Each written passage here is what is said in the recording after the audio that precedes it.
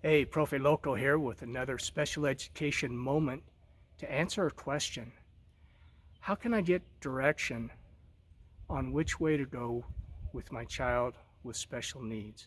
Instruction, ideas, placement, ideas for IEP development, things that come across the mind for parents that have children with special needs. Well, there's a book I've been reading called Outliers by Malcolm Gladwell, and he found that there are certain outlying factors that defy the odds or statistics that make for success with groups of people.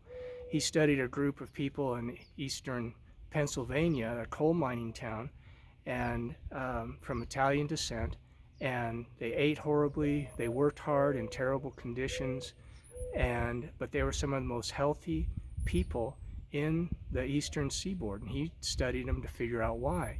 The reason why was they got a sense of direction on what to do and where to find help through their sense of community, their interaction with others in this small community.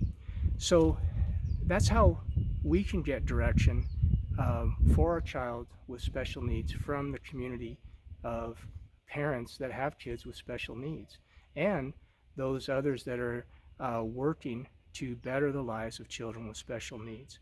So, for directions for us, we've got a compass.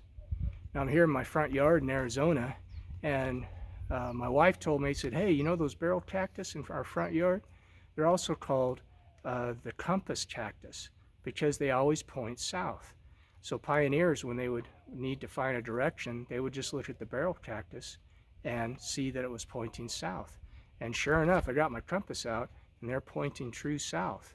So for direction and a sense of community for our children with special needs, what do? Well, there's several things.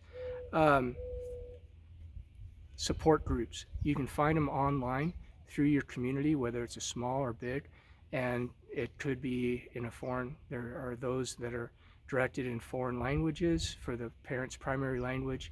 There are play groups that you can go to in the playground for social interaction for your child with special needs, and also just to interact with parents on what things work, what doesn't for the child. I found that the best professionals for children with special needs are those that are parents of those with special needs. And because they have the experience, they've been the ones that have been with the child from the get-go, and their experience can be a wealth of ideas through a support group for families that maybe have a recently diagnosed child or a child that's going through a transition, maybe from elementary to junior high or junior high to high school, and the physical and emotional changes that happen with that. You can also become your child's advocate. Now, I'm not talking so much in a legal sense, but become as informed as possible on the disability that your child has. Research, again, ask questions. You can attend seminars. They have training seminars, usually on after school hours or on weekends for parents of children with special needs, and which are topical. So check with not only your school district, but also the county superintendent of schools that you live in, and they can offer you some training, and it can be in your primary language also. There's also they can give you tips on respite care, how things or who can help you. Respite care is a hard one because it's a very specialized service, and of course you're trusting your children to a third party for a certain time. But being that respite care is hard to find, networking with other parents through support groups, through the superintendent of schools. You can even go through the regional center. That's usually there's a county regional center. Now, they usually serve those students with the most severe and profound needs, and I'm talking severe developmental delays, intellectually disabled, severely autistic, severe cases of Down syndrome, things like that. But they do have financing that can provide respite care, training, and support for and payment for services. I remember one of my students that had half her brain removed due to seizure activity and cerebral palsy. I actually testified for her at a regional hearing to say that yes, the therapeutic riding will be most beneficial to this student.